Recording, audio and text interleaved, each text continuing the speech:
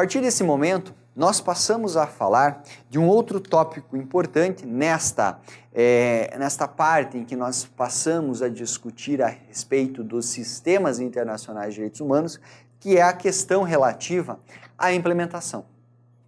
De nada adiantaria, nós temos um sistema todo bonito, com uma série de organismos nacionais, né, também, mas principalmente internacionais, no âmbito da ONU, no âmbito nos âmbitos regionais, se não houvesse mecanismos para implementar, para fiscalizar essas normas. E, portanto, a gente passa agora a falar da implementação. Por quê?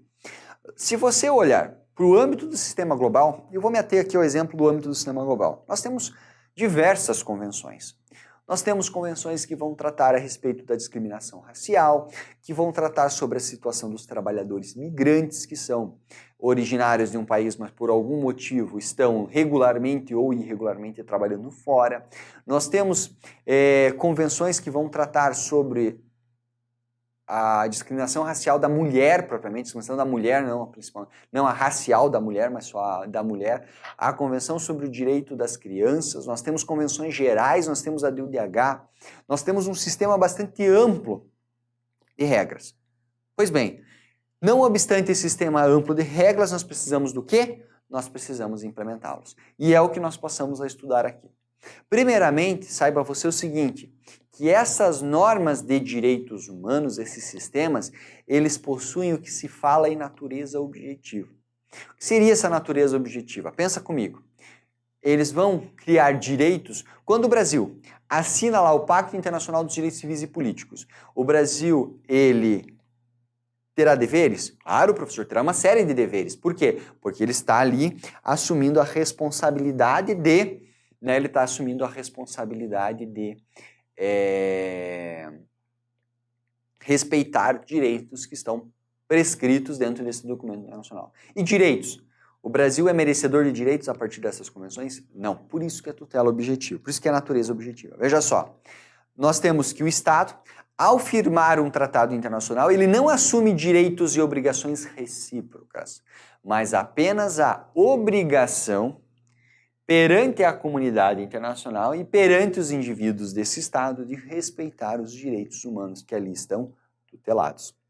Essa que é a grande sacada. É por isso que se critica, de certa forma, mas até mesmo sem razão, de acordo com a doutrina atual, de que nós temos o quê? De que nós temos, na verdade, uma relativização da soberania. Não, não temos. A relativização, ou melhor, o exercício dessa soberania se dá quando? Se dá quando o Brasil, autonomamente, de forma voluntária, comparece a uma conferência, comparece a uma convenção e assina um tratado. Depois que ele assinou, ele vai cumprir a regra. Afinal de contas, as regras assumidas devem ser respeitadas, né? Então, o exercício da soberania se dá neste ato, tá bom? Portanto, natureza objetiva. E aqui, para que a gente possa falar a respeito desta implementação, embora nós já até tenhamos feito um debate a respeito da questão da complementariedade dos sistemas, nós temos sempre o seguinte, pessoal, sempre a ideia de esgotamento dos recursos internos na proteção dos direitos humanos. É sempre dever do Estado. Nós falamos que o dever primário de dar conta de violações e também o dever direto, objetivo, né, de atuar na implementação dos direitos humanos é do Estado. Ah, professor, mas você não falou de uma relação de complementaridade? Sim, eu falei na relação de complementaridade para dizer o quê? Para dizer quais as regras a adotar. E olha, isso faz todo sentido aqui. Um tratado internacional de direitos humanos, ele possui vinculação interna, ele vincula o aplicador do direito internamente, vincula. Vincula e nós temos um sistema de internalização desses tratados. Ele é assinado, depois ele é entregue ao Congresso, o Congresso aprova, o presidente ratifica, deposita internacionalmente e depois promulga um decreto executivo dizendo assim, ó, o negócio está valendo aqui dentro. Certo? Basicamente isso. E a partir desse momento, esse tratado internacional pode assumir duas feições quando se trata de direitos humanos. Ele pode assumir a feição de uma norma constitucional, possui status de emenda constitucional, artigo 5º, parágrafo 3º, ou uma norma supralegal conforme a interpretação do próprio STF. Ou seja, possui vinculação e inclusive possui uma preponderância face ao ordenamento as leis infraconstitucionais internas, uma lei ordinária, uma lei complementar. Certo? Portanto, o que nós temos? Nós temos que essas normas, elas são extraídas para aplicação de forma complementar. Você soma tudo e tira o que é mais importante. Só que isso não retira a responsabilidade de o Estado atuar prioritariamente na tutela dos direitos da sua população. Certo? Portanto, a regra também na implementação é o seguinte: é um dever primário, é o dever dos Estados de garantir a proteção contra as violações aos direitos humanos perpetrados dentro do seu território, ainda que ele aplique normas internas ou normas internacionais, ou normas internas e internacionais juntas para tutelar ali pro homine, observando o princípio pro homine, ok?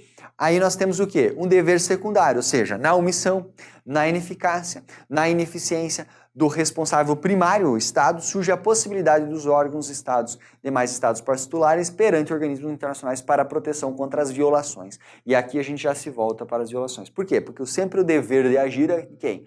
O dever de agir é do Estado. Certo?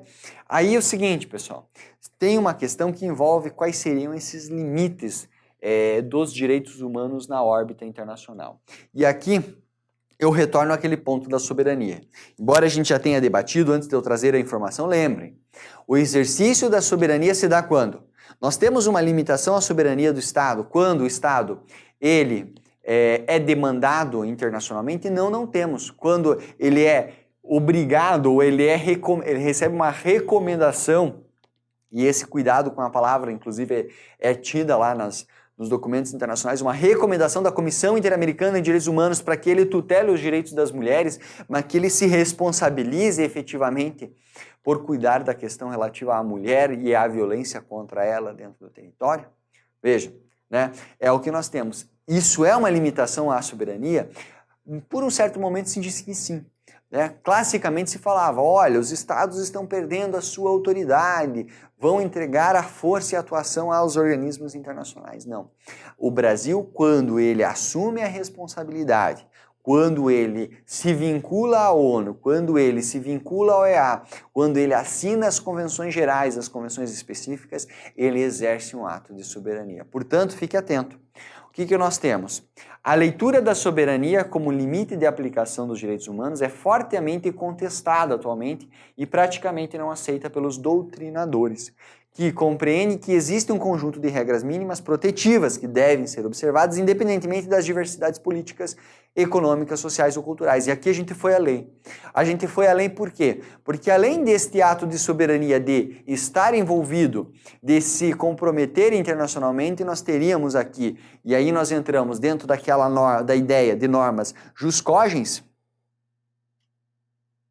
certo? Nós entramos dentro daquelas 10 normas jus cogens que significam o quê? Olha, você não assinou, mas você é membro da ONU, ou mesmo, você nem mesmo é membro da ONU, mas esse direito é tão fundamental, esse direito é tão básico, que ele não pode ser violado, né? Tortura, a escravidão. Hoje um país, mesmo que não seja signatário das Nações Unidas, pode ser demandado, pode sofrer algum tipo de consequência da ONU por submeter a sua população a regime de escravidão ou de tortura? Sim, pode, é o que acontece e são as restrições que existem, por exemplo, em relação à Coreia. Né? Em relação à Coreia. Isso é verdade, isso acontece justamente por quê? Porque há notícia de que lá a população ela é escravizada. De algum modo, isso até não tem uma divulgação de mídia, mas há notícia, ou pelo menos há uma suspeita bastante clara e evidente de que isso acontece, tá bom? Portanto, tá aí na tela para vocês, limite dos direitos humanos, em relação à aplicação dos direitos humanos na órbita internacional. Dando sequência, agora a gente passa a falar de uma parte bem mais objetiva aqui para fins da nossa análise. E aí nós faremos essa parte um pouco mais rápida e requer aqui uma leitura de vocês comigo a respeito desses pontos. Agora a gente vai falar então desses mecanismos de implementação. Pois bem, primeiramente a solução deve ser dada na ordem interna. Você já viu, nós já falamos sobre isso, já debatemos esse tema e até aí não temos nenhuma dificuldade, certo? Mas a partir do momento que essa solução interna não é dada, o que nós temos? Nós temos a aplicação dos mecanismos de implementação dos direitos humanos, somente se não resolvido internamente, né? Sempre uma atuação com caráter subsidiário. E essa atuação internacional se dá como? Quais seriam esses mecanismos internacionais de atuação? Vamos lá. Nós temos mecanismos ditos convencionais e mecanismos ditos não convencionais. E aqui vale a pena o debate de forma bem legal. Primeiro, os mecanismos convencionais são aqueles previstos em tratados internacionais de direitos humanos e aplicam-se como regra somente aos países signatários desses tratados. Comigo na tela. Você vai estudar várias convenções internacionais. E toda convenção, ou a grande maioria das convenções, ela é estruturada basicamente em 3 partes. E aqui eu vou deixar uma dica para resolução de questões, inclusive. Quais seriam essas 3 partes? Uma primeira parte, nós temos o quê? Nós temos a previsão de princípios, conceitos, valores, diretrizes a respeito daquele tema. Depois nós temos o quê? Numa parte intermediária, nós temos um rol de direitos assegurados. São o rol dos direitos albergados. E por fim, de nada adiantaria você ter belos princípios, conceitos ótimos, uma série de direitos tutelados se não houvesse o quê? Mecanismos de implementação. E nessa terceira parte, nós teremos a previsão de formas em que o Estado poderá ser implicado para proteger os direitos humanos em razão do compromisso que assumiu internamente. Tem relatórios, comunicações interestatais, peticionamentos, isso tudo vem disciplinado nesta terceira parte. Então, quando nós falamos em mecanismos convencionais, mecanismos que estão previstos nas convenções. Então, o Brasil, quando assina lá a Convenção sobre o Direito das Crianças, ele assume cumprir aquelas regras que estão lá tuteladas e, para isso, ele se obriga a enviar periodicamente à Assembleia da ONU, ou melhor, ao comitê que trata desses direitos especificamente, o quê? Relatórios, dando conta de como ele está cumprindo os direitos das crianças no Brasil. É isso que nós temos. São mecanismos próprios das convenções. Por isso que se fala que em relação a esses mecanismos convencionais, eles somente se aplicam aos países signatários. Eu usei o exemplo aqui da Convenção sobre o Direito das Crianças só para que você tenha ideia do quê? Só para que você tenha ideia de que é uma das convenções mais assinadas. Mas nós temos convenções, por exemplo, que nem sequer o Brasil faz parte. A convenção que nem sequer o procedimento de internalização foi finalizado internamente, que é o caso da Convenção sobre os Migrantes. Certo? Então fique atento que esses mecanismos convencionais são os previstos na convenção. Professora, eu lembro que você falou para mim que tinha uma dica. Sim, tem uma dica. E eu já vou deixar essa dica desde já. Quando você for estudar as convenções, não obstante tenhamos essas 3 partes, qual que é a minha sugestão de estudo? Tenha um pouco mais de tempo, leia tudo. No material, nos nossos livros digitais, nós colocamos essas convenções justamente por quê? E colocamos elas de forma esquematizada, de forma grifada, dando destaque ao que é mais importante, para que você tenha um estudo completo. Porque tem algumas questões de prova que não são resolvidas de forma nenhuma sem a leitura. Se você não leu, não dá para acertar. Claro que, pela experiência que nós temos em concurso público, levantamento estatístico de questões anteriores, eu posso afirmar para você aqui categoricamente que é possível que você saiba estudar de forma direcionada essas convenções sem perder muito tempo. Afinal de contas, tem convenção que tem mais de 100 artigos. E aí, se você for pegar um concurso, às vezes tem 10 convenções relacionadas lá. Se você for estudar essas 10 convenções, as 10 convenções, 100 artigos, 1000 artigos, é um código. É muita coisa. Então, como que você faz? Você estuda muito bem a primeira parte. Essa parte conceitual, essa parte principiológica, essa parte que trata aí das orientações iniciais e gerais a respeito da convenção. Muito bem, porque a maioria das questões estão aqui. No que diz respeito aos direitos albergados, você vai lá no livro digital e você faz o quê? Você vê o rol dos direitos que eu trouxe. Eu sempre trago o rol desses direitos albergados e depois, quando importante, eu detalho melhor aqueles que eu entendo que são os mais relevantes. Eles estão lá, aqui nesse ponto, a respeito do Pacto Internacional sobre Direitos Civis e Políticos, o que é importante falar? Sobre o direito à vida e principalmente sobre o tratamento à aplicação da pena de morte. Como que ela se dá? E lá você você faz o monitoramento. Ou seja, ela estaria inserida no meio dessa segunda parte, mas em relação ao que é mais importante. E por fim, a questão dos mecanismos de implementação. E aí a gente cria uma tabela. Lá eu coloco uma tabela com as principais informações a respeito desse mecanismo. Por quê? Porque com uma leitura do PDF, uma leitura do livro digital e com atenção a essa primeira parte, você garante praticamente todas as questões de prova, tá? Então fica aí a dica para vocês. De toda forma, nós estamos falando da terceira parte, estamos falando dos mecanismos convencionais, que estão previstas dentro dos tratados internacionais, certo? Mas nós temos também mecanismos, né, não convencionais. Esses mecanismos convencionais, vejam, eles não estão previstos em tratados de direitos humanos. Vejam, são mecanismos que não estão presentes nas convenções, mas se aplicam a todos os países. Que mecanismos são esses? Eles não estão previstos em tratados de direitos humanos, eles estão previstos onde? No âmbito da OEA, por exemplo, na Carta das Nações Unidas. Ah, professor, mas a Carta das Nações Unidas não é um tratado? Sim, é um tratado. Mas não é um tratado de direitos humanos, concordam comigo? É um tratado que cria a ONU. E ela tutela uma série de coisas relacionadas à ONU. Só que ela faz o quê? Ela cria também uma série de órgãos executivos, judiciais, que irão tutelar, entre outros temas, direitos humanos. Por isso são ditos mecanismos não convencionais, certo? Não convencionais. Importante que você saiba o seguinte, que há aqui uma forte tendência a assumir que esses mecanismos não convencionais se aplicam a todos os países. Principalmente, claro, primeiramente, sempre a todos os países que fazem parte das Nações Unidas. Portanto, ainda que o país não tenha assinado o tratado sobre a Convenção sobre o Direito das Crianças, ele estaria implicado por esses mecanismos não convencionais. Por quê? Porque ele faz parte da ONU. Se ele faz parte da ONU, ele assume esses mecanismos não convencionais. Só que há uma interpretação ainda mais ampla no sentido de que, em razão dos propósitos, em razão dos princípios das Nações Unidas, eles poderiam atuar, inclusive, poderiam ser utilizados esses mecanismos não convencionais, inclusive, contra países não signatários das nações, que não façam parte das Nações Unidas, certo?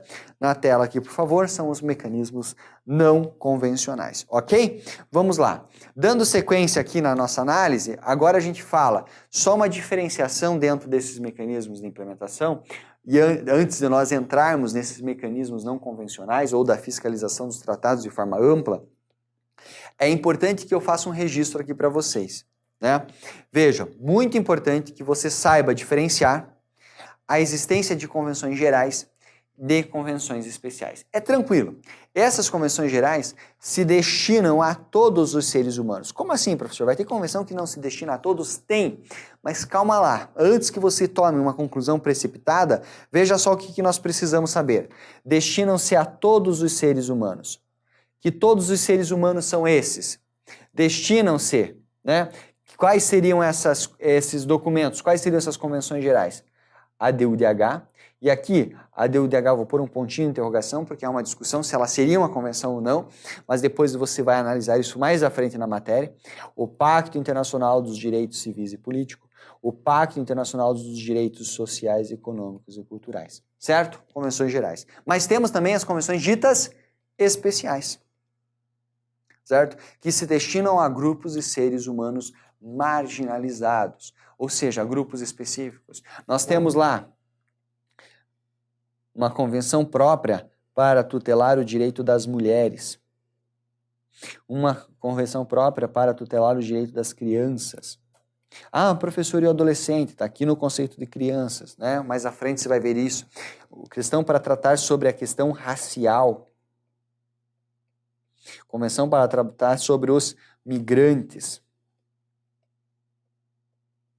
Entre outras, né? São 9 convenções específicas relevantes no âmbito da Organização das Nações Unidas, certo? Pois bem, em certo momento a gente retoma esse ponto para explicitar e estudar efetivamente cada uma dessas convenções, não é o momento agora, tá bom? Então, dando sequência aqui na parte dos mecanismos de implementação, agora veja só, como que nós temos, quais seriam as formas de fiscalização do cumprimento das regras desses tratados internacionais, dessas convenções gerais, dessas convenções específicas. E aí é o seguinte, nós temos órgãos executivos, nós temos tribunais internacionais, nós temos relatórios, nós temos comunicações interestatais, nós temos peticionamento individual, nós temos investigação por iniciativa própria. Estou só citando os principais. Por quê? Porque, na verdade, esses mecanismos dependem efetivamente do que está previsto no âmbito de cada convenção. Daquilo que vem disciplinado no âmbito de cada convenção. A convenção que trata sobre o direito das crianças prevê apenas o relatório. Agora, a convenção que trata sobre a discriminação da mulher, considerando os protocolos facultativos, prevê os relatórios, as comunicações interestatais, as investigações por iniciativa própria e as petições individuais. Ou seja, na verdade, você vai ter que estudar cada uma das convenções. Só que agora eu vou dar uma noção geral de quais são esses mecanismos. Aí, quando nós chegarmos lá nas convenções específicas, eu vou simplesmente falar o seguinte, olha, como mecanismo de fiscalização nesse caso, nós temos os relatórios que são enviados periodicamente a cada 5 anos e ponto, acabou-se. E também as comunicações interestatais, em relação às comunicações interestatais, nós temos uma cláusula facultativa, uma cláusula obrigatória, e lá eu explico o porquê. Se ela já se aplica automaticamente, ou se o Estado deve se manifestar no sentido de que aceita a aplicação. Agora é o momento de você compreender o Instituto. Depois, nós vamos verificar onde esse Instituto e em relação a que convenção ou convenções ele poderá ser explorado, certo? Então, comigo na tela, agora, de forma bem objetiva, o que nós vamos fazer? Nós vamos lá. Nós vamos analisar primeiramente quais seriam esses órgãos executivos. Veja, esses órgãos executivos, eles atuam no cumprimento dos tratados, né? Eles vão observar se os tratados estão sendo cumpridos, né? São aqui os denominados comitês, né? Comitês. Como assim, professor? Veja, para cada convenção internacional, como regra, se cria um comitê. Por exemplo, o comitê que trata sobre a proteção dos direitos da criança.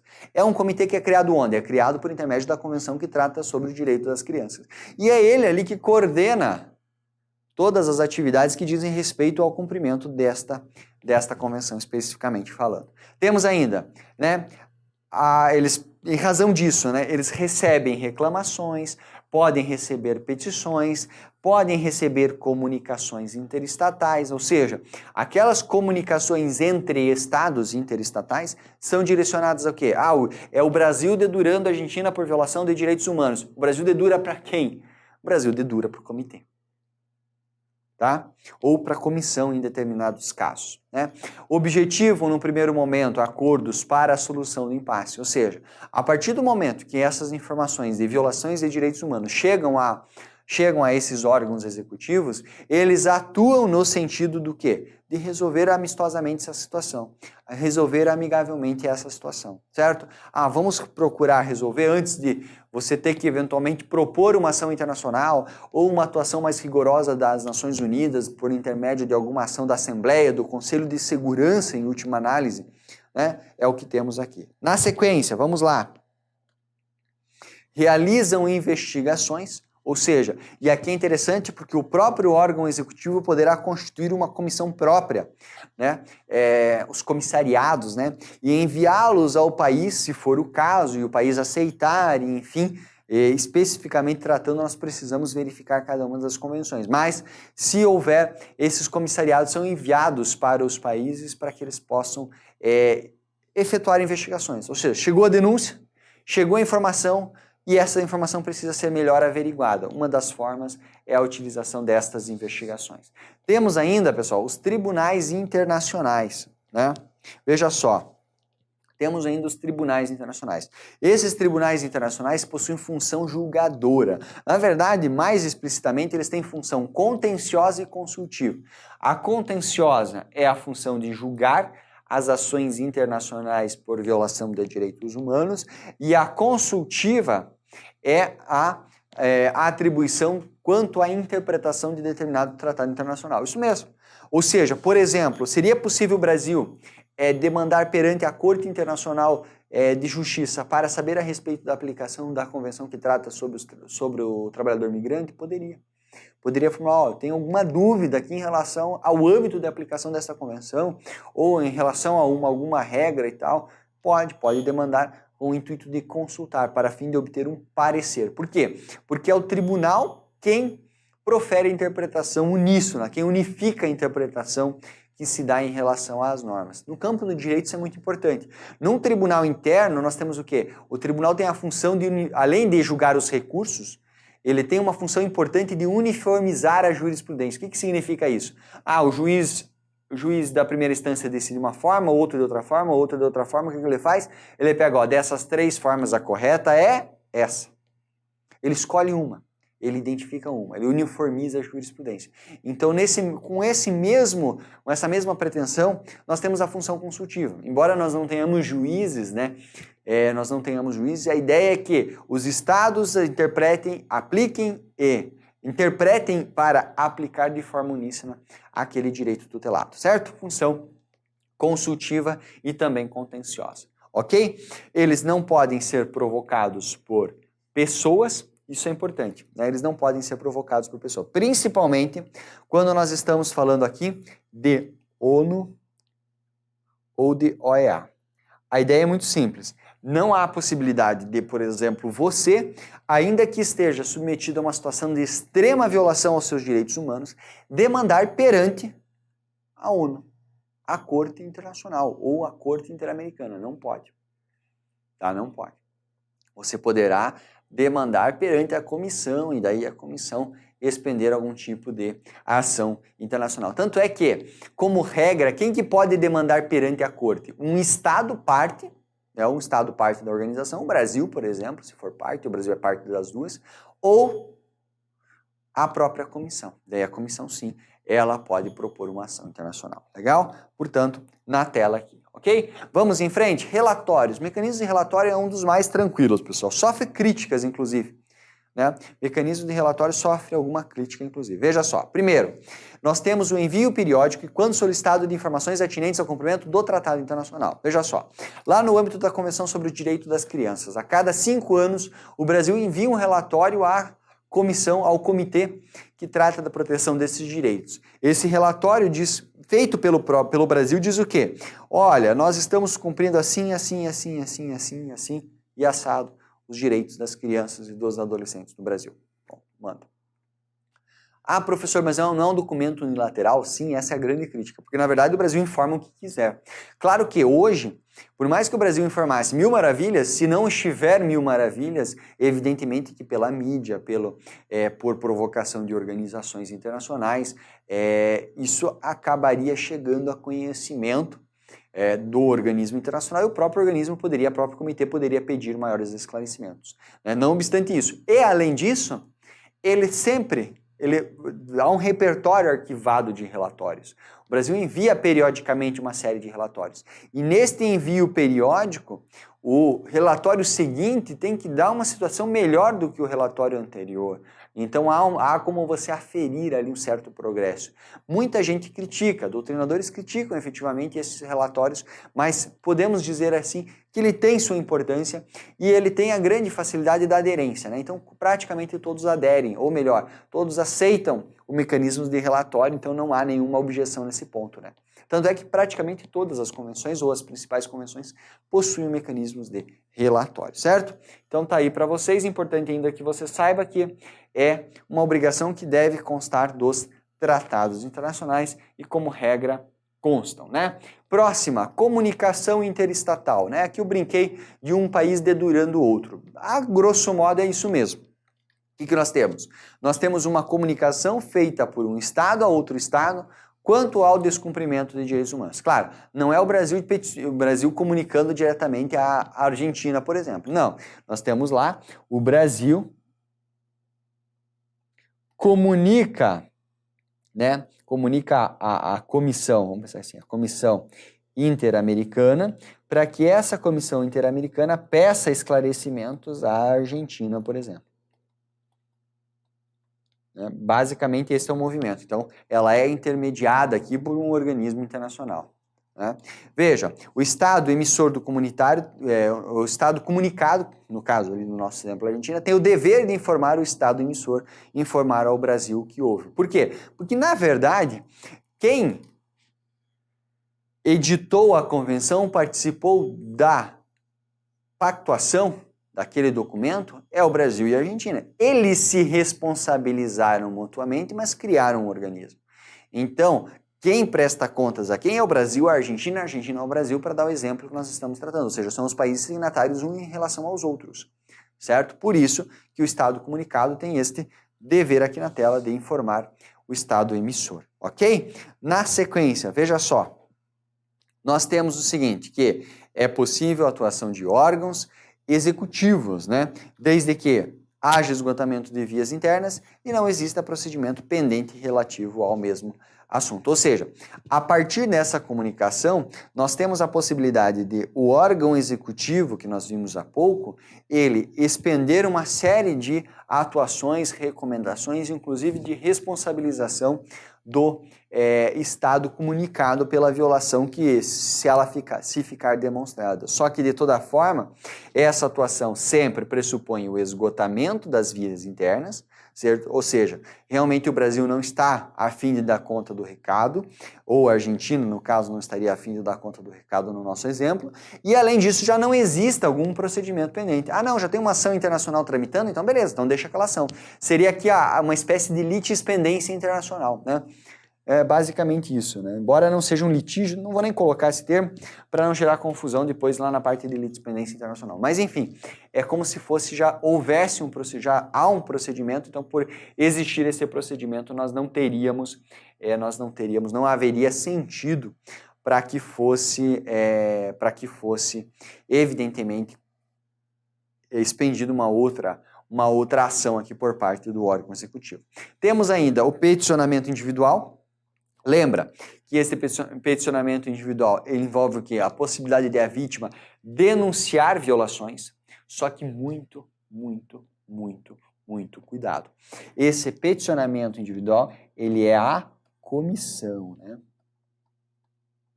Lembra disso, não é a corte diretamente, ele é a comissão. E a comissão poderá, como regra, principalmente no sistema da ONU, no sistema da OEA, que é o que nos interessa, ele é a comissão, não é a corte propriamente, tá?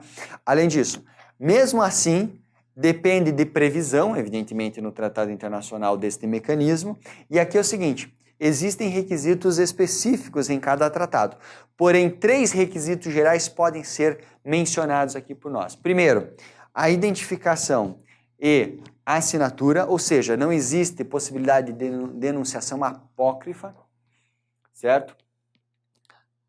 Apócrifa, não assinada, tem que ter apócrifa. Além disso, não existir um outro procedimento pendente. E, por fim, esgotamento dos recursos internos, que você já sabe, a gente fala dele reiteradamente. Importante aqui ainda é o seguinte, pessoal, que em relação às petições individuais, muitas vezes não basta o Estado ser signatário. Vamos pensar o seguinte, lá uma convenção sobre o direito das mulheres. Temos a convenção, eu estou considerando aqui os protocolos facultativos também. Temos a convenção e os protocolos facultativos, prevendo como forma de implementação daquela convenção o mecanismo de petições individuais. Legal. Só que, além disso, um pouco mais abaixo, na regra ativa do documento internacional, a seguinte previsão. Para que o país signatário possa ser demandado por intermédio das petições individuais, ele deverá declarar expressamente que se sujeita a este procedimento, que se sujeita a esse mecanismo. Ou seja, além de assinar, ele tem que declarar expressamente, não, podem peticionar contra mim. Tá? É um exercício, um ato de soberania, a decisão que foi adotada pelos países quando da compactuação, e isso vem previsto, tá? Pode ser, por isso que se fala que cláusula facultativa obrigatória, ou seja, facultativa quando o país, além de ter aderido ao tratado, ele também manifesta a adesão àquela cláusula do tratado, uma cláusula facultativa do tratado, ou cláusula obrigatória, quando pela simples previsão e assinatura da convenção, ele já entra na regra daquela cláusula, tá bom? Na tela aqui, petições individuais e, por fim, nós temos as investigações por iniciativa própria, né? Que constitui o quê? Uma determinação pelo órgão executivo para que comissariados, né? Os altos comissariados, eles se dirijam a determinado país, claro, quando o país aceitar, para que sejam investigados a partir da denúncia acerca de direitos humanos. Pois bem, o que nós vimos? Nós vimos aqui vários mecanismos adotados em termos gerais, né, em termos de um estudo amplo a respeito desses mecanismos. Existem outros? Sim, existem outros específicos. Esses são os principais. E claro, professor, então eu aplico esse para todas as convenções? Não, volto a insistir. Depende da previsão em cada tratado internacional. Por isso que lá nos livros digitais e nas aulas em que nós falarmos especificamente sobre as convenções, nós falaremos especificamente, nós explicitaremos qual mecanismo está previsto em qual convenção, tá bom? Porque há uma variabilidade enorme aqui na aplicação desses mecanismos. E com isso, a gente encerra mais um tópico importante dentro do nosso estudo.